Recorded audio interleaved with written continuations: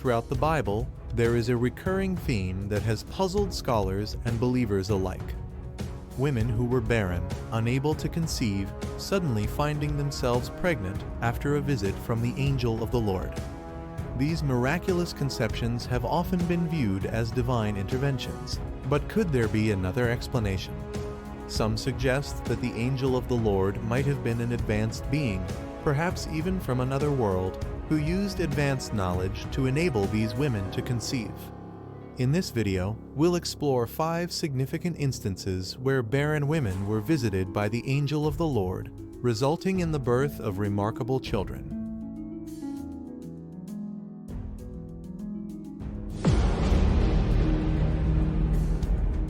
Our first story takes us to the time of the judges in ancient Israel.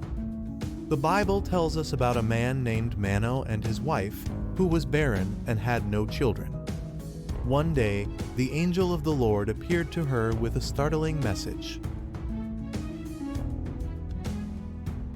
Judges 13:3 And the angel of the Lord appeared to the woman and said to her, "Behold, you are barren and have not borne children, but you shall conceive and bear a son. This son would be Samson, one of the most famous judges of Israel, known for his incredible strength."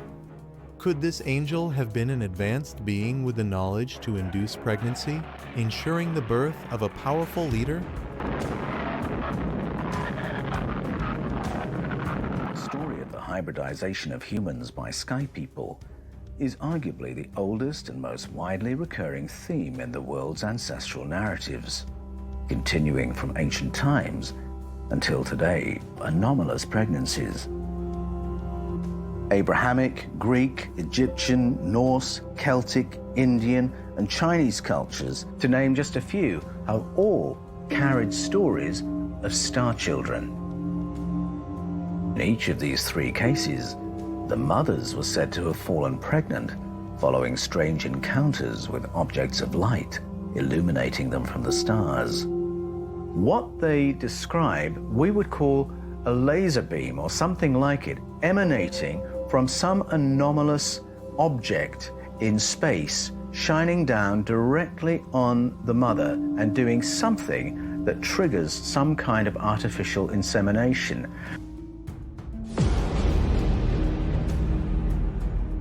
Our next instance involves Sarah, the wife of Abraham. Sarah was well past the age of childbearing, and yet the angel of the Lord brought her a promise that seemed impossible. Genesis 18:10. The Lord said, "I will surely return to you about this time next year, and Sarah your wife shall have a son." Sarah laughed at the thought, but soon she would conceive and give birth to Isaac, the child of promise. Was this a miraculous act of God, or could the angel have possessed advanced knowledge of reproductive technology? Evidently, what Abraham and Sarah saw was 3 men, 3 human beings. There's no other descriptor given at this stage. They have a conversation, and it's what happens in the conversation and after the conversation that clues Abraham and Sarah that there was something different about these human-looking people who had met with them on that day. He and his wife are both well past childbearing. It's just worth noting that all during the conversation itself, what Abraham and Sarah saw simply looked like 3 human beings. So that's what the sky people looked like. They looked like us. But do we get any more detail? The answer is yes, because that story immediately leads to the next episode when these sky people go from Abraham and Sarah and visit their relatives in Sodom. And a detail there tells us something else about the appearance of these sky people. Unfortunately, in Sodom, this became a bit of an issue. If you can picture the scene of some Hollywood megastar or some worldwide pop icon turning up in a town center, just picture how young people would mob them and the kind of dynamics as they get mobbed. That is the scene that we are shown in Sodom. The people are so entranced and attracted to these sky people, and a mob turns up at the house where the sky people are staying, really wanting to effect an abduction and an assault. That is how dramatic the effect is on the people by these anomalously attractive, human-looking people. There's nothing in the texts that suggests that the crowd sees them as anything other than very attractive human beings, so attractive that their behavior becomes quite irrational. Moving forward, we come to Rebekah, Isaac's wife, who also struggled to conceive. The Bible records that Isaac prayed for her, and the Lord granted his prayer. But there's an interesting moment when Rebekah receives a prophetic message about her future sons. Genesis 25:23, "And the Lord said to her, 2 nations are in your womb, and 2 peoples from within you shall be divided. The one shall be stronger than the other, the older shall serve the younger." This prophecy, given by the Lord, could be seen as an advanced being's insight into the genetic or even the political future of her children, Jacob and Esau. In the Hebrew tradition, Isaac is the beginning of the story of the people of God. In the Vedic tradition, Brahma and Saraswati are the progenitors of the human race. So it's a story of origins. It's a story of how we get to Homo sapiens after an ET intervention. Let's go back to the Bible again and look again at what's happening there. Abraham and Sarah, 2 generations away from that, you've got 2 different kinds of human being. Smooth-skinned, intelligent one, or one that's bigger, stronger, and covered in red hair. And the smooth-skinned one has to work out how to get the upper hand and be the dominant species on the planet, when there's this other kind of human running around who's much stronger, covered in red hair. And you begin to wonder, is this a story of origins?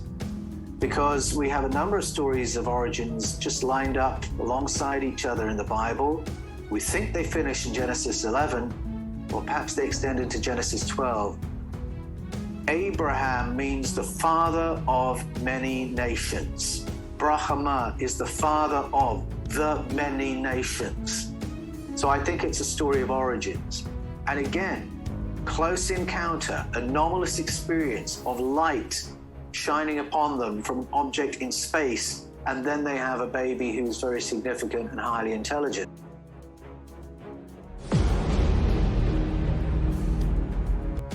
Hannah's story is one of deep faith and desperation. She was barren, and in her sorrow, she prayed earnestly for a child. The angel of the Lord, through the priest Eli, delivered a message of hope.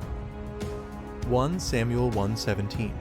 Then Eli answered, "Go in peace, and the God of Israel grant your petition that you have made to him." Shortly after, Hannah conceived and gave birth to Samuel, who would become a great prophet. Was this divine intervention, or did the angel possess the means to make the impossible possible?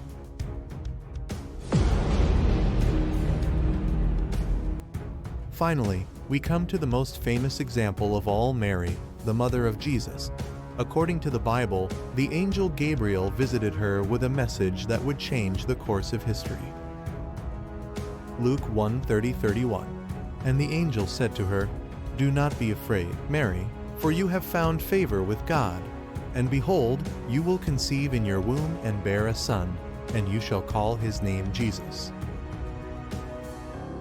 Could this angelic visitation have been more than a spiritual encounter? Some propose that this could be an example of advanced beings ensuring the birth of a significant figure through means beyond our understanding. It's certainly striking that there's no parallel to these narratives about Mary and Elizabeth in the other canonical Gospels, so it is possible that Luke has simply invented these stories.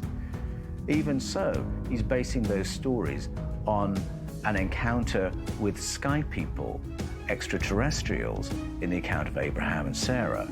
If he hasn't made them up, then it hints at the possibility that there is an ET aspect to these stories, these traditions from the beginning of time that has been airbrushed over in the translations of generations since.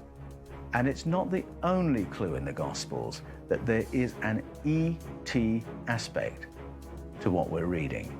Carlo Crivelli, in his painting, The Annunciation, depicts the conception of Jesus in the womb of Mary in exactly the same way. An anomalous object in the sky, a laser beam, and the result is an artificial conception. Mitra in Indian mythology, Mithras in the Greco-Roman tradition, carries a similar story.